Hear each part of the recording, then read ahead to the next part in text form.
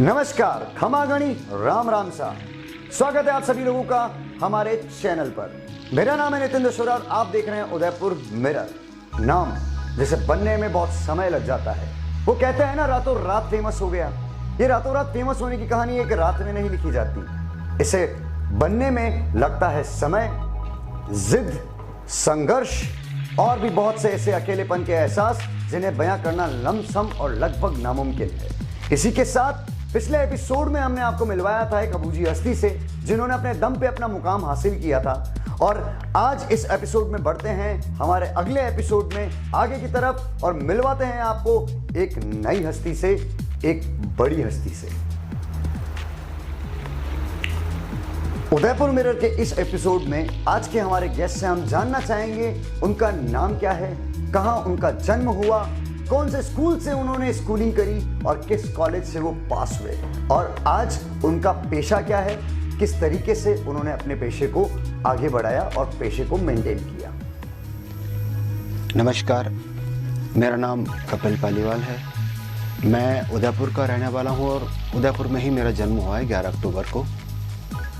मेरी स्कूलिंग पहले तो कांकरोली के पास एक छोटे से गांव से हुई थी, जहां पर मेरे पिताजी की नौकरी थी।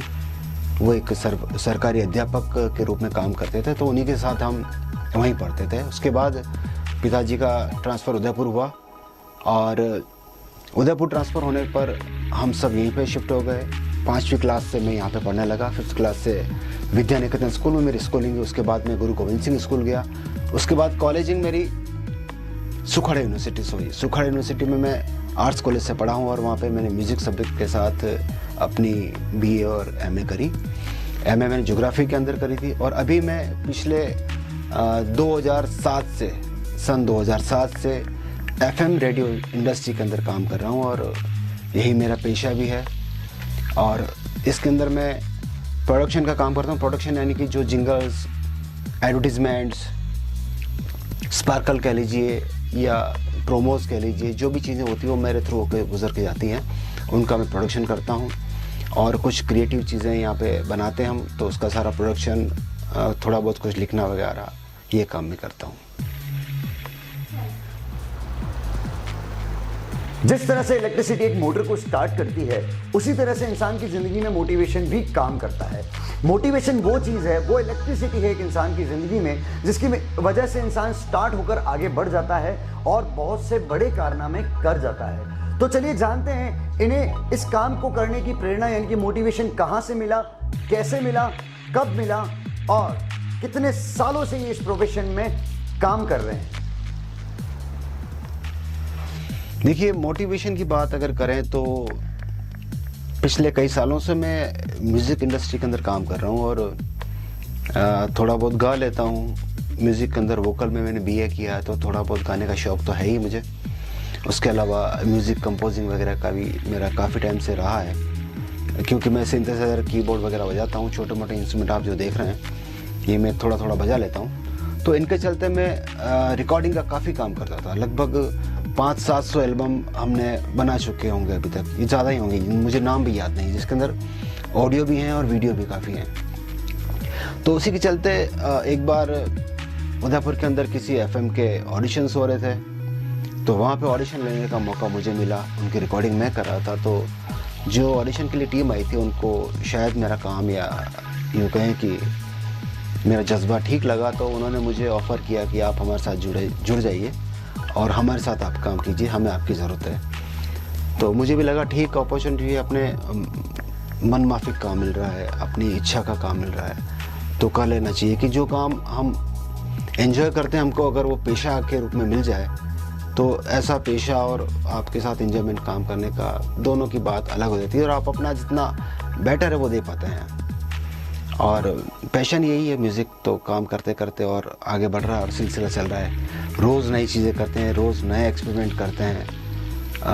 मैं आपसे कहना चाहूँगा कि FM इंडस्ट्री के अंदर में कि शायद राजस्थान के अंदर पहला एक RJ ऐसा था जिसने राजस्थानी के अंदर किसी प्राइवेट FM चैनल पर राजस्थानी गीतों का राजस्थानी भाषा के अंदर शो किया। तो काफ़ी हिट रहा था, काफ़ी लोगों का प्यार मिला और आज भी मिलता है। जो लोग आज भी मुझसे मिलते हैं तो उन चीज़ों को याद करते हैं कि वो वाकई में अच्छी चीज़ थी। और राजस्थानी के अंदर मैंने काफ़ी स्पार्कल भी बनाए, कुछ हंसी मजाक के किस्से वाली चीज़ें भी बनाई, तो लोगों को काफ़ी पसंद आई। क्योंकि मेरा ये मानना है कि इंसान को दो चीज़ों को हमेशा सर्वोपरि रखना चाहिए। पहला तो है माँ और दूसरा है मायट भाषा। तो इन दोनों का हमें सम्मान करना चाहिए और ये चीज़ मैं अपने पे लागू करता हूँ और उस चीज़ को मैं दिल से जीता हूँ। और इसी बात को मैं ध्यान रखते हुए राजस्थानी के लिए आज भी समर्पित हूँ, राजस्थानी के लिए आज भी काम करता हूँ, लिखता हूँ, गाता हूँ और जितना मुझसे बन पड़ता है अपनी मायट भाषा की सेवा के लिए मैं करना चाहता हूँ। अगर इंसान की जिंदगी की तुलना अगर एक बाधा दौड़ से की जाए तो इसकी कोई अतिशयोक्ति नहीं होगी। जिस तरह से रेस ट्रैक होता है उसी तरह से इंसान की ज़िंदगी होती है और उसमें आने वाली बाधाएं वही बाधाएं होती हैं जिनकी वजह से इंसान आगे नहीं बढ़ पाता या कहीं ना कहीं रुक जाता है। तो इन्हीं बाधाओं को जानते हैं, यानी कि इनकी लाइफ में क्या हर्डल्स आई, किस तरह से इन्होंने उनको ओवरकम किया और क्या किया ऐसा जिसकी वजह से आज ये इस मुकाम पर पहुंच गए।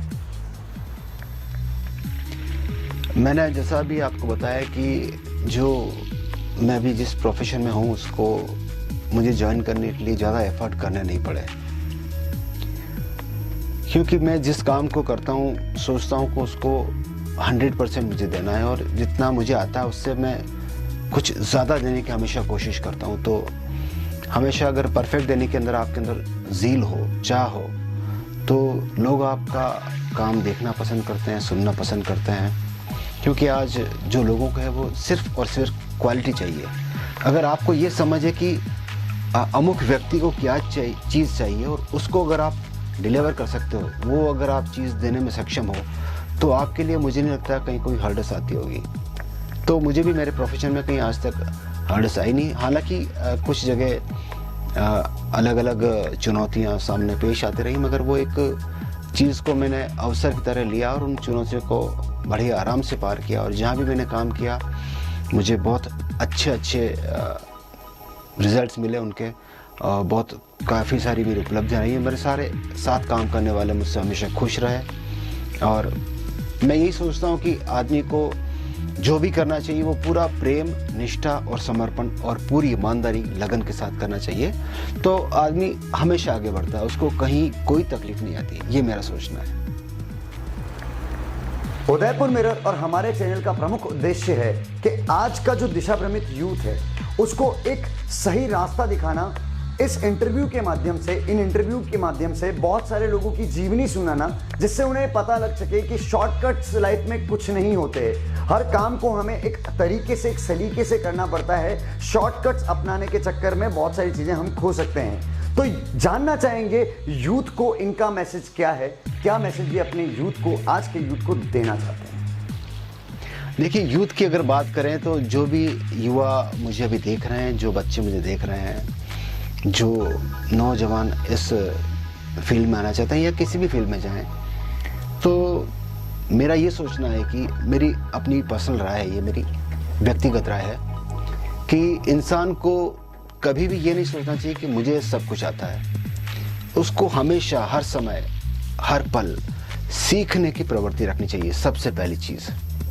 दूसरा, काम आपको वो नहीं करना है कि जो दूसरे लोग करें।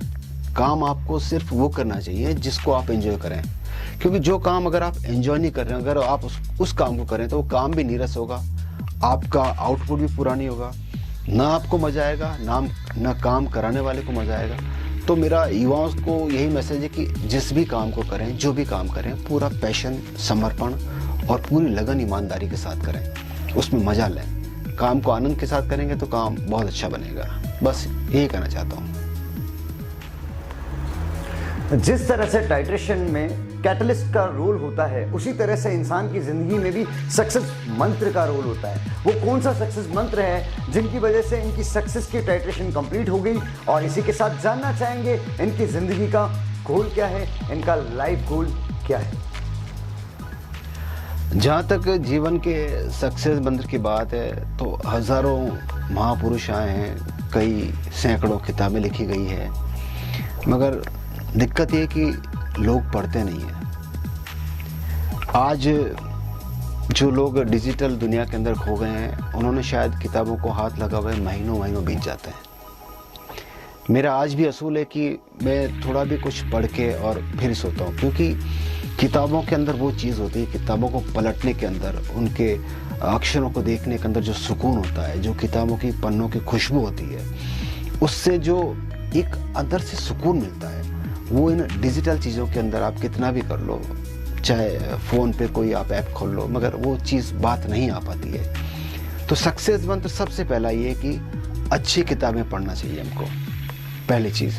दूसरी चीज़ कि अगर आप किसी काम को कर रहे हो तो काम पूरी लगन से, ईमानदारी से और पूरी मेहनत के साथ करो। पूरा अपना एक ज़र्रा उसके अंदर झोंक देना चाहिए। बस यही सफलता है। क्योंकि अगर आप मंजिल पर नज़र नहीं रखोगे तो मुझे नहीं लगता है कि आप सक्सेस पा सकोगे। और जहाँ तक गोल की बात है, मैं दूसरे लोगों का नहीं कहता हूँ, लेकिन मैं सिर्फ मेरी बात करता हूँ कि मेरा जो सोचना है वो ये है कि मेरा सच में कोई गोल नहीं है, कोई गोल नहीं। मैंने अपने लिए कोई मंजिल तय नहीं की है। मुझे नहीं लगता है कि मुझे ये गाड़ी चाहिए, मुझे वो बंगला चाहिए, मुझे इतने बीघा ज़मीन चाहिए या मेरा इतना बैंक बैलेंस होना चाहिए। ये मेरा बिल्कुल भी कतई गोल नहीं है।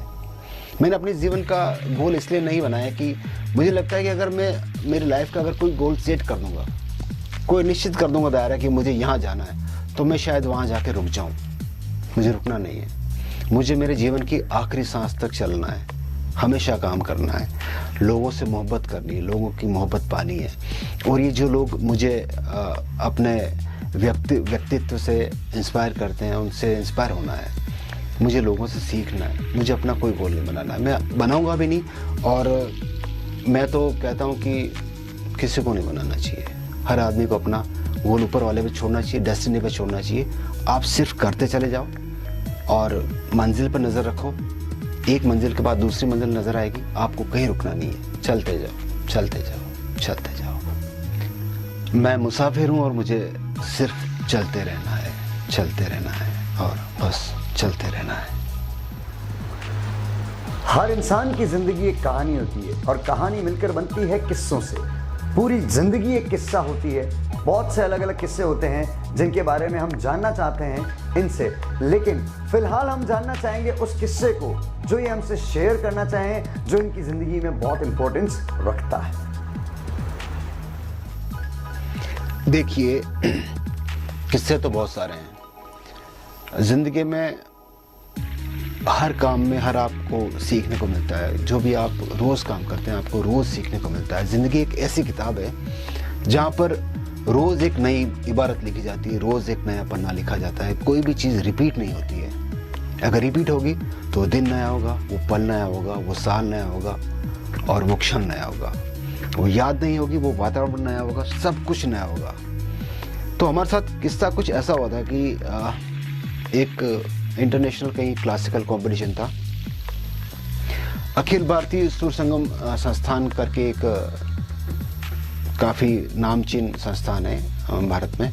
उसमें मैंने कई बार वोकल के अंदर कंपटीशन जीते हैं। तो उससे हट के बात बता रहा हूँ मैं आपको कि एक इंटरनेशनल कंपटीशन के अंदर क्लासिकल कहीं प्रोग्राम था। तो उसके अंदर हमको क्लासिकल बजाना था और क्लासिकल का ही कंपटीशन था, कॉलेज का कंपटीशन था।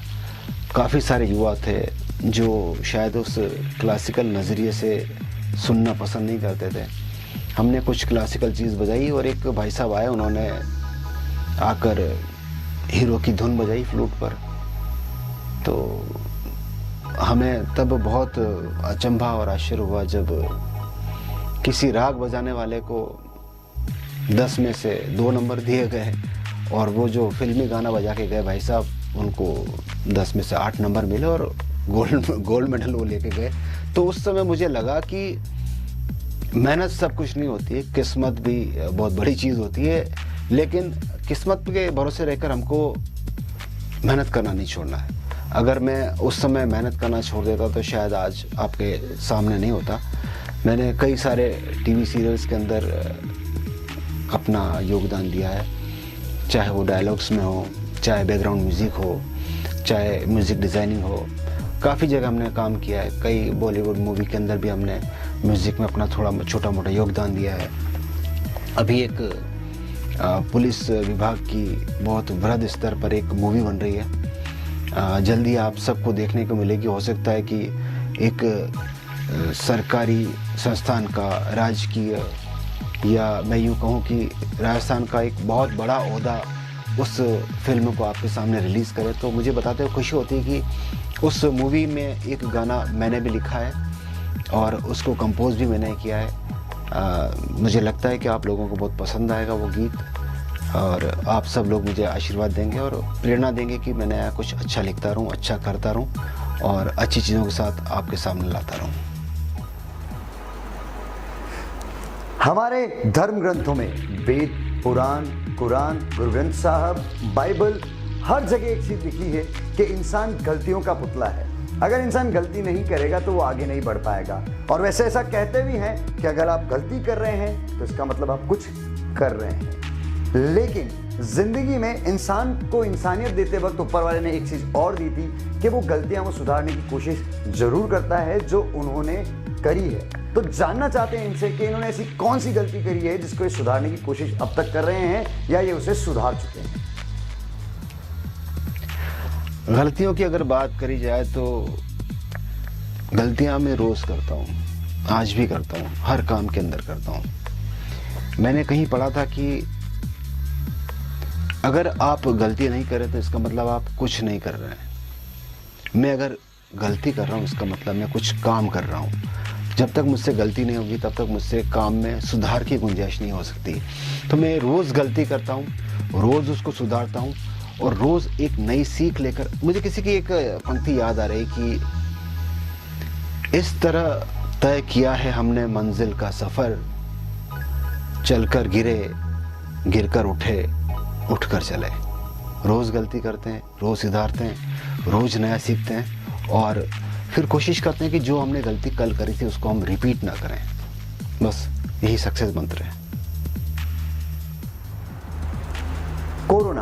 कोरोना हमारी जिंदगी का वो पहलू है जिसे हम चाहकर भी हमारी जिंदगी से बाहर नहीं फेंक सकते और कोशिश चल रही है कि इस पर काबू किया जा सके, इससे ओवरकम किया जा सके। वैसे बहुत हालात तो कंट्रोल में है, काबू में है, लेकिन फिर भी आज भी स्थिति तो भयावह ही है। हमें बचकर रहना होगा और बहुत कुछ करना होगा इस कोरोना वाले मामले में। लेकिन जानना चाहते हैं कोरोना मसले में हमारे गेस्ट हमसे क्या कहना चाहते हैं, क्या इनके ओपिनियंस हैं और इन्होंने क्या किया है कोरोना में जनता के लिए और किस तरह से जनता को अवेयर रहने को ये कह रहे हैं। कोरोना ने बहुत कुछ सिखाया है। सबसे पहली चीज़ ये सिखाई कि एक इतनी सी छोटी सी चीज़ जिसको आप माइक्रोस्कोप से देखने में भी बड़ी तकलीफ होती है, उस छोटी सी चीज़ ने पूरी दुनिया को हिला के रख दिया। तो पहली चीज़ ये कि किसी को भी छोटा मत समझो। दूसरी चीज़ कि किसी को उसके आकार से उसकी क्षमता नहीं आंकनी जानी है। वो छोटी सी चीज़ कितनी विस्फोटक हो सके आपको बताने की ज़रूरत नहीं है। दूसरी चीज़ कोरोना ने ये सिखाई है कि कब किसका क्या भरोसा, कौन कब चला जाए। हमने ऐसे ऐसे हाथ अपने हाथों से छूटते हुए देखे हैं जो फ़ोन पे कहते थे कि यार भाई कल मिलते हैं और उसका कल कभी नहीं आया। तो कोरोना हमको ये सिखाया कि सबसे मोहब्बत से रहो, सबके साथ प्रेम से पेश आओ, जितना हो सके मोहब्बत बांटो, किसी के काम आओ, किसी की मदद करो। कोरोना ने कुछ ऐसे हाथ बढ़ाए जहाँ भूखे लोग जिनके पास शाम का खाना नहीं था, वो सुबह खाकर सोए, अगले दिन खाकर खाने की उम्मीद के अंदर कि अगले दिन खाना मिलेगा। तो कोरोना ने ये सिखा दिया कि आपका वजूद कुछ नहीं है, आपकी हैसियत कुछ नहीं है। हाथ धोना, मुंह धोना, वैक्सीनेशन, ये सारी बातें बहुत दूर की है। सबसे पहले आप मोहब्बत बांटिए, एक आत्मविश्वास जज्बा जगाइए, डर को दूर भगाइए, क्योंकि कोरोना बीमारी से उतने लोग नहीं मरे जितने कि डर से मरे हैं। तो पहली चीज़ अपने आप पे विश्वास रखिए, अपना विल पावर मजबूत करिए, क्योंकि आत्मविश्वास मजबूत है ना तो सब कुछ मजबूत है। तो ये सारी चीज़ें हैं, छोटी मोटी हैं, लेकिन प्यार, मोहब्बत और एक दूसरे के साथ मिलजुल कर रहना ये बहुत महत्वपूर्ण चीज़ है। ये सारी चीज़ें हमको ध्यान रखनी चाहिए। लेकिन साथ ही साथ दूसरी तरफ अगर हम डॉक्टर्स की बात करें, WHO की बात करें, हमारी गवर्नमेंट की बात करें, जो लोग जितना कर रहे हैं इन बीमारों के लिए, जो लोग जितने छोड़ के गए हैं उन लोगों के लिए, और जो लोग इस बीमारी से जूझ रहे हैं तो उनको देखा है मैंने जूझते हुए। तो मेरा लोगों से ये भी कहना है कि सबसे महत्वपूर्ण बात यह है कि लापरवाही बिल्कुल ना बरतें।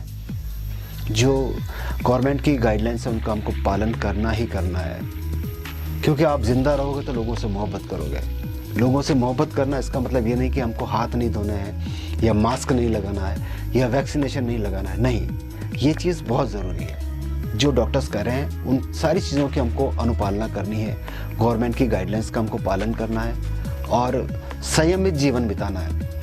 कोरोना ने ये भी सिखाया है कि शादी 50 लोगों से भी हो सकती है, और मैं ये सोचता हूँ कि शादी के अंदर जो 800 लोग 1000 लोग बुलाते हैं उस 1000 लोगों में से शायद 200 लोग ऐसा होते होंगे जो दूल्हा या दुल्हन का नाम जानते होंगे, बाकी 600 लोग ऐसे आते हैं, खाते हैं और चले जाते हैं, किसी को कोई मतलब नहीं है।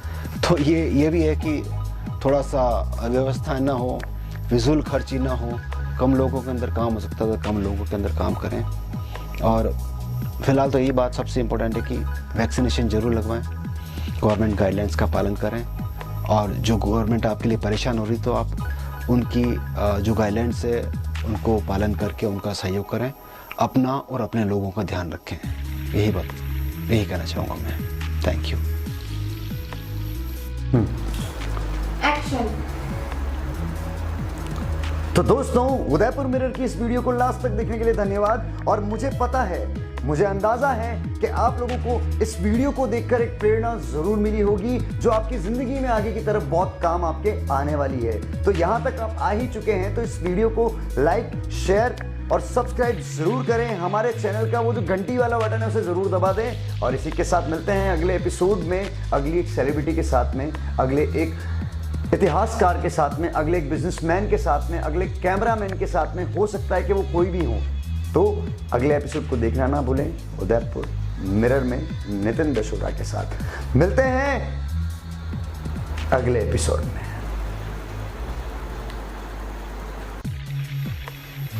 मैं उदयपुर मिरर का बहुत बहुत धन्यवाद करता हूं कि उन्होंने ये मुझे खूबसूरत मौका दिया कि मैं अपनी बात, अपनी लाइफ की बात या मेरे जो जज्बात हैं, मेरा जो एक्सपीरियंस है, जो मैंने सीखा है आप लोगों से, वो मैं आप सभी को साथ शेयर कर सकूं, आप सब लोगों के साथ उस बात को साझा कर सकूं।